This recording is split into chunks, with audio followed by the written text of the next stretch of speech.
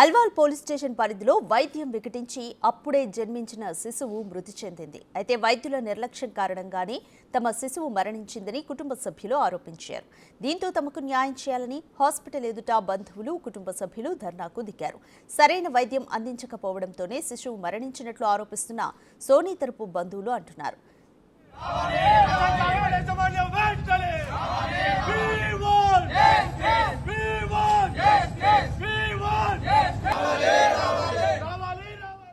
సంబంధిత వైద్యుడితో కాకుండా రాత్రి విధుల్లో ఉన్న వైద్యురాలితో ప్రసవం చేయించినందునే శిశువు చనిపోయినట్లు ఆరోపించారు. దీనిపై పోలీసులకు ఫిర్యాదు చేసినప్పటికీ తమ గోడును పట్టించుకోవడం లేదని ఆవేదన వ్యక్తం చేశారు కుటుంబ సభ్యులు. ఇంత నిర్లక్ష్యంగా హాస్పిటల్ సిబ్బంది నిర్లక్ష్యంతో ఈరోజు నిండు ప్రాణం కోల్పోయింది.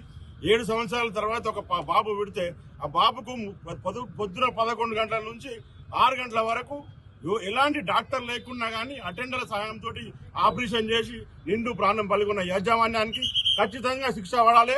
గౌరవ సిపి గారికి కూడా మీడియా ద్వారా తెలియజేస్తున్నాం. గౌరవ దామోదర్ రాజనరసింహ తెలియజేస్తున్నాం. తప్పకుండా వీళ్ళకి న్యాయం చేసి రేపు పొద్దున ఈ హాస్పిటల్కి ఎలాంటి లైసెన్స్ రద్దు చేయాలని చెప్పి కోరుతున్నాం. రాబోయే రోజుల్లో కల్లా ఇలాంటి హాస్పిటల్కి ఎవరైనా వైద్యం చేయించుకొని పోతే ఈ హాస్పిటల్కి ఎవరు రావద్దని చెప్పి నేను ప్రజానికంగా కూడా తెలియజేస్తున్నాం. గౌరవ మీడియా ద్వారా ప్రతి ఒక్కటి వైరల్ చేసి ఎవరు ఈ ప్రశాంత్ హాస్పిటల్ దగ్గర కూడా కనుచూపు మేర రావద్దని చెప్పి తెలియజేస్తున్నాం. పొద్దున 11 గంటలకు మేము హాస్పిటల్కి వచ్చినాము.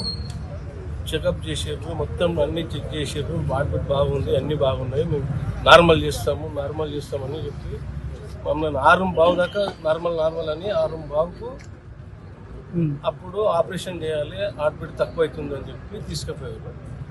అప్పటికి కూడా స్పెషల్ మెయిన్ డాక్టర్ రాలేదు. అటెండర్లు వాళ్ళు వీళ్ళే చేసారు. బల్మీటికి సంతకాలు పెట్టించుకొని మా అబ్బాయితోని సంతకం పెట్టించుకొని ఆపరేషన్ థియేటర్ తీసుకుపోయి ఆపరేషన్ చేసారు.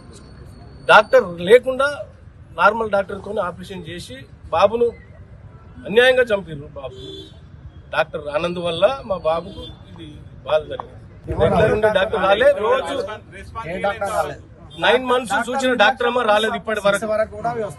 ఆమె స్పెషల్ గా ఆమె చేస్తుంటే మేము తీసుకొచ్చినందుకు ఆమె రానే లేదు ఇప్పటి వరకు.